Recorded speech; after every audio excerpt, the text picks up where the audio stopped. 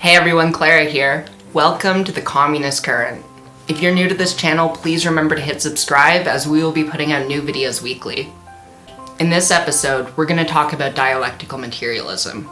Dialectical materialism is a concept you'll hear and read about a lot in Marxist literature and discussions. So you may be wondering, what is dialectical materialism? Let's break it down. The word dialectics comes from the Greek word dialego, which means to discourse, to debate. In ancient Greece, dialectics was seen as the best method at arriving at a truth. It's not just a debate, but a specific way to debate things. Basically, two or more parties with different points of view can engage in a dialectic, which is sort of like a debate, but unlike a debate, the point is not to win. The point is, through analyzing the contradictions of the different views of the parties involved, to arrive at the most logical conclusion. Dialectics is when people who are not competing with each other or trying to one-up each other discuss or debate things in order to genuinely understand and arrive at the truth of a situation. When we engage in dialectics, we examine as many perspectives and contexts of a situation as possible. By looking at the totality or the big picture that surrounds the situation, dialectics helps us develop the most comprehensive understanding of it. You can apply the dialectical method to almost anything from the everyday to world politics. You can use the dialectical method, as Marxists do, to examine and understand world events and situations like poverty, wars, economic policy, and even climate change. The dialectical method used by Marx was first taken from George Hegel, but the Marxist dialectical method used materialism as a philosophical outlook rather than idealism like Hegel did. The dialectical method comprises three stages. First, a thesis is formed. It could be anything from the topics we discussed before or your own thesis. Second, an antithesis is presented, which counters the original thesis. Third, a synthesis is formed out of the reconciliation between the two contradicting ideas or positions. This is the basis of the dialectical method. Here's an example of a dialectical analysis. Two friends want to go to a restaurant to eat. One friend suggests they go to Red Lobster, which is the thesis. One of the friends tells the other they are allergic to shellfish, which is the antithesis. The synthesis is formed when they both decide to go to Taco Bell, since they both like tacos and neither of them have any allergies to the ingredients in them. Dialectics happens in our everyday lives, whether we recognize it or not. So that's what dialectical means: discussing or examining something from different perspectives and through rigorous and thorough analysis of contradictory facts and evidence, arriving at the most logical conclusion. Now, what about the second part of dialectical materialism? What does materialism mean? Materialism is the philosophical understanding that the world we live in is made of matter. Materialism asserts that human beings are part of nature, and that ideas that we come up with are based off of the material world we live in.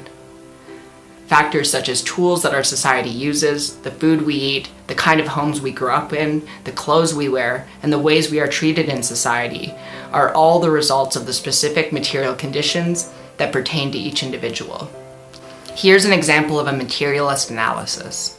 Let's say someone robs a store. In order to do a material analysis of the robber, materialism asks what are the material, that is, the actual physical conditions and contexts in which people do the things that they do. The materialist analysis would take into account the robber's living conditions, such as whether or not they are in debt, have addictions, or have enough food to feed themselves or their children. Materialism is not about, however, excusing bad or criminal behavior. It's a scientific approach to understanding the world around us. Materialism is the opposite of idealism, which is the notion that the world is made up of ideas. Idealism teaches that consciousness creates and shapes material reality, and not vice versa. An idealist would look at a store robbery and say that the reason the person robbed the store was because the robber was a bad person, or that the robber was crazy. An idealist might ignore the material conditions surrounding the robber's life when making an analysis of the situation in general. Whereas idealism ignores the material conditions out of which different things emerge, materialism asserts it is people's material conditions that shape their ideas. So when we put those two concepts together, we get dialectical materialism, the philosophical outlook of the Marxist-Leninist Party.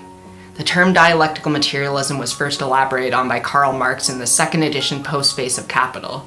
Incidentally, Hegel, who Marx was an avowed student of, was considered to be a dialectical idealist. Marx took only what he considered to be the rational kernel of Hegel's dialectics, but flipped it upside down, replacing its idealistic analysis with a materialist one that recognizes class struggle as the primary force that propels history forward. In the afterword to the second German edition of Capital, Marx wrote the following about dialectical materialism.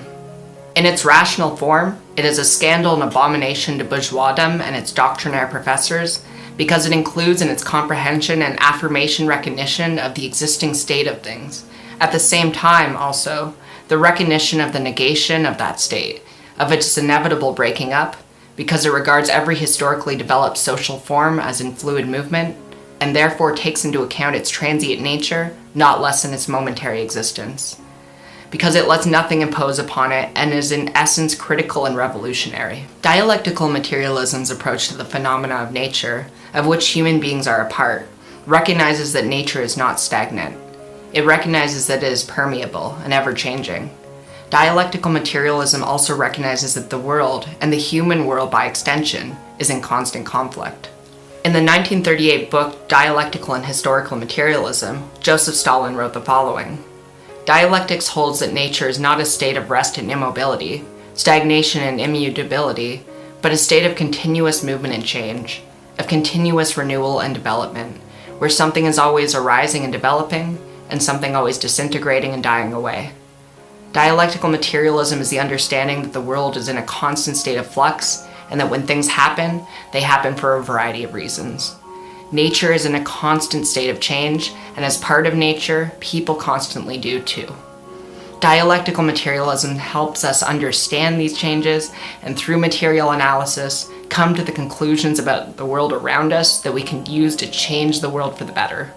I hope that this was helpful in getting a basic understanding of dialectical materialism.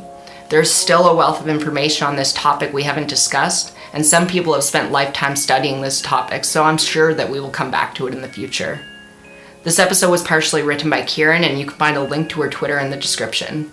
Join us again next week for another video, and don't forget to subscribe to the Communist Current. Also, please support us on Patreon and follow us on Twitter and Facebook. All the links are in the description below. Thanks, and have a wonderful day, comrades and friends.